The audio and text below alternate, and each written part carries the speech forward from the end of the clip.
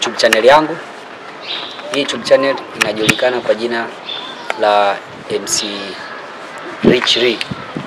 So katika hii YouTube channel kuna mambo mengi huwa tunafunzana. Na tunafunzana jinsi ya kuongea Kiswahili sanifu. Kiswahili sanifu ambacho chenye kinaweza kupelekea sisi yani ukapata kuelewa ni nini huwa kinafaa kizungumzwe kwa wakati gani kwa ufasaha zaidi. Unaona? So hapa kwenye YouTube channel hapa kuelimisha. Sasa katika somo letu la leo nataka tufunzane yale maneno kwa sana tunayotumia kwenye mikahawa au kwenye ufuo.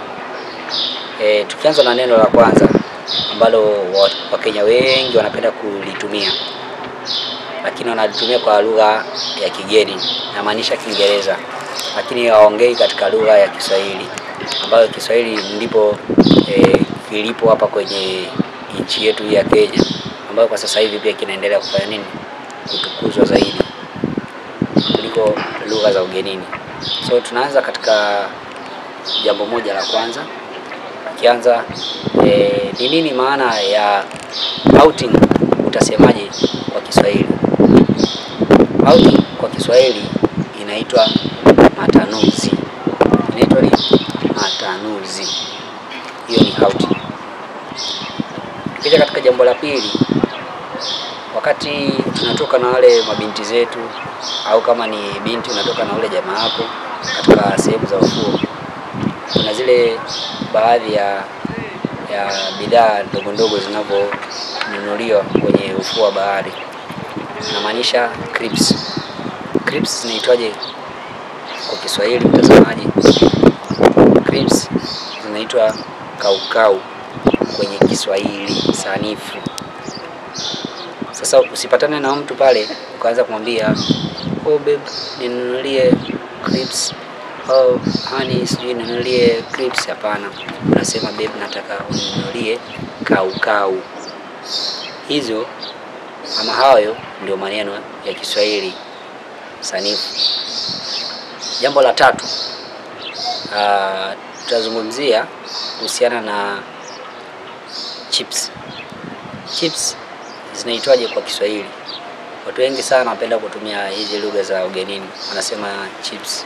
Hata ukimuuliza chips zinaitwaje kwa Kiswahili, akwambia zinaitwa chips. Hapo kwa kweli utashangaa ukisikia majibu ya kiajabu ajabu.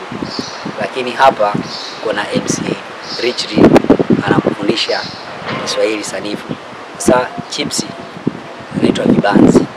Kwa hivyo ikitokea demu wako anataka chips, basi unajua siku hizi hamna mambo na chips kavu, hapana.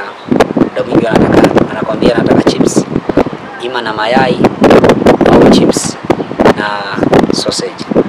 Lakini next time katika lesson hii tutafunzana kuhusu hiyo sausage inaitwaje kwa Kiswahili. Sasa bwana mtazamaji, wewe, mimi nakuomba unaitazama hii YouTube channel yangu, hakikisha unabonyeza alama ya kengele hapo kwenye simu yako chini yake, una subscribe, una comment na pia una like. Halafu hakikisha una share na watu wako kama 5, na kama hujafanya subscription basi vile vile uifanye. Sasa hapo nadhani kuanzia siku hii tumejifunza maswala mawili matatu. So nataka next time usikose kwenye lesson hii.